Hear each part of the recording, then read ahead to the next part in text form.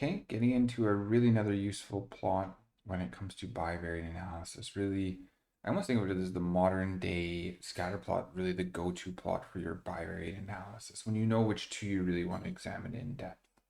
Okay, so it has the marginal x on one side and then the marginal y on the other side that allows you to plot the univariate analysis along with the bivariate analysis in the center in the joint square right here. Okay. And it's really cool. You have lots of little features. You can use a regular scatter plot here. You can also use a hex plot, which is just really beautiful. And very similar to the kernel density estimation plot, the KDE plot, it gives us an idea of where the true density is in our pattern, the darker colors representing where there is more data in that hex bin, in that quadrant right there.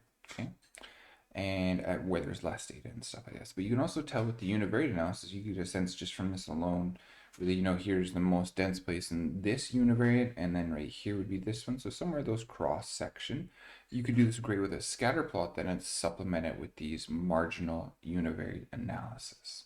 Okay, really quite cool. And there's a lot that we can do with this, but there's really, to me, highlights the convergence of two features, really allows you to really get right into that bivariate analysis.